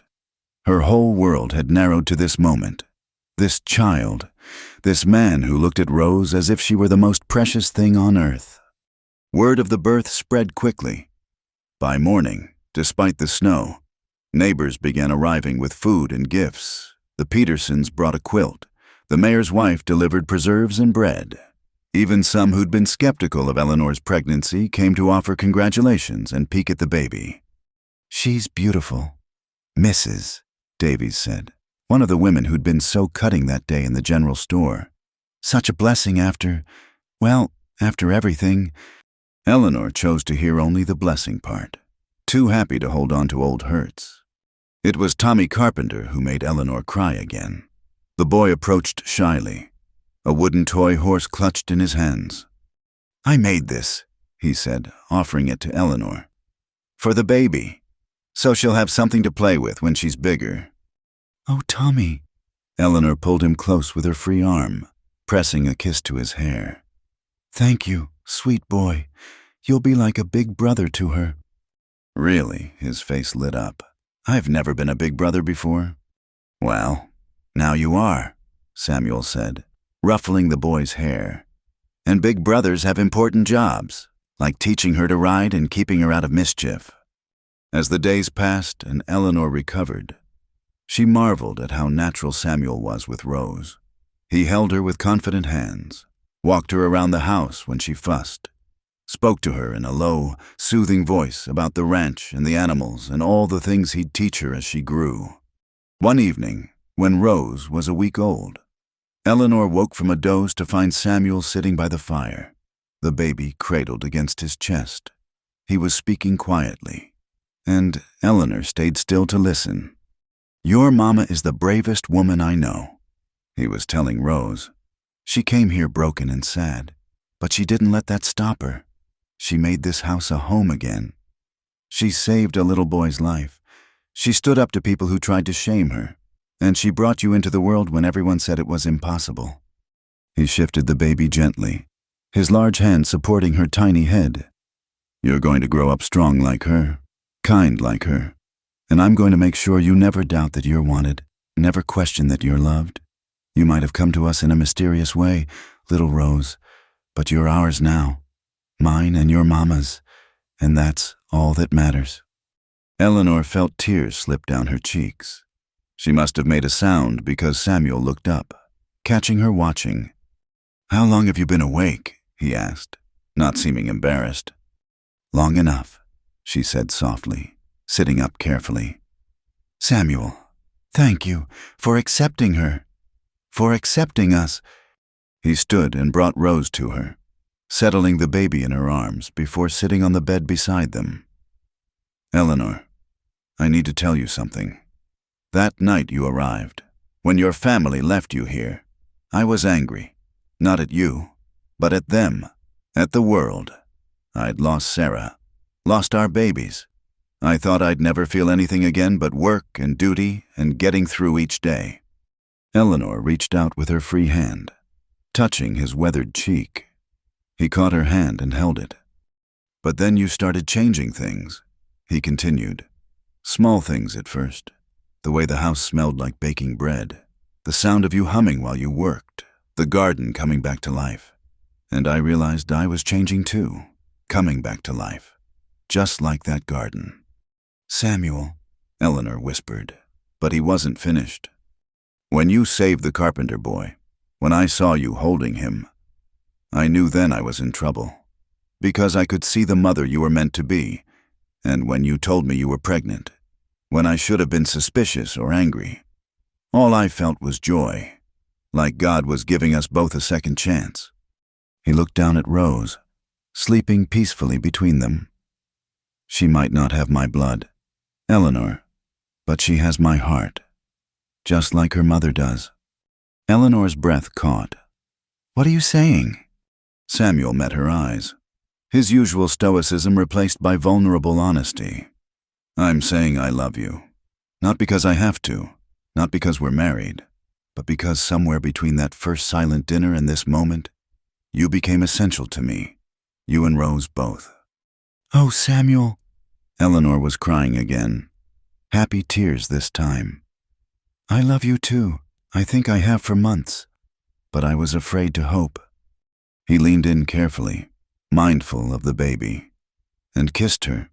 It was their first real kiss, soft and sweet and full of promise. When they parted, Rose stirred and made a small sound of contentment, as if approving of this new development. "So what happens now?" Eleanor asked. "Now," Samuel said, his arm coming around both her and Rose, "we be a family, a real one, not just in name or arrangement, but in truth." And that's what they became. As winter deepened and spring returned to the prairie, the Holt Ranch was filled with the sound of a baby's laughter, a mother's lullabies, and a father's quiet pride. Neighbors stopped speculating about Rose's conception and simply accepted her as Samuel Holt's daughter, which in every way that mattered. She was... Eleanor sometimes stood on the porch, watching Samuel carry Rose around the ranch, showing her the animals, talking to her about crops and weather and life. She thought about the journey that had brought her here, the pain of infertility, the humiliation of divorce, the fear of being unwanted and useless. All of it had led to this: a loving husband, a miraculous daughter, a home filled with warmth and acceptance.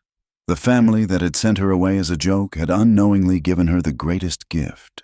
They'd sent her to the one place where she could bloom, where her worth wasn't measured by her womb, but by her heart. As for how Rose came to be, that remained a mystery. Some called it a miracle. Others suspected there was more to the story. Eleanor herself had stopped questioning it. Some blessings were meant to be accepted, not understood. One thing was certain: the infertile daughter they'd sent away had returned to town occasionally now. But she came as a woman transformed. She came with her husband at her side and her daughter in her arms, living proof that God's plans were often different and far better than human expectations. And if the townspeople noticed the way Samuel looked at his wife and daughter, the fierce protectiveness mixed with gentle love, they kept their observations to themselves. After all, everyone in Cedar Ridge had learned that Samuel Holt protected what was his. And Eleanor and Rose, they were unquestionably, irrevocably, joyfully his. The prairie winds sang around their little house, and inside, a family that shouldn't have been possible lived out their quiet, miraculous happiness. Sometimes the best families were the ones you chose, the ones that chose you back, the ones that bloomed from the ashes of old pain into new, unexpected joy. Eleanor had been sent away as a joke. She'd come back with so much more than a child. She'd come back with a life worth living, a love worth having, and a future bright with possibility. And that, perhaps, was the greatest miracle of all. Thank you for listening to this story, dear friends. I'm curious to know where in the world you're enjoying these Wild West tales. Please share your location in the comments below so we can connect and discuss your thoughts on Eleanor and Samuel's journey. If this story touched your heart, please subscribe to Wild West Stories 1850, like this video. And don't forget to hit the hype button to help more people discover these tales of love, hope, and second chances on the American frontier.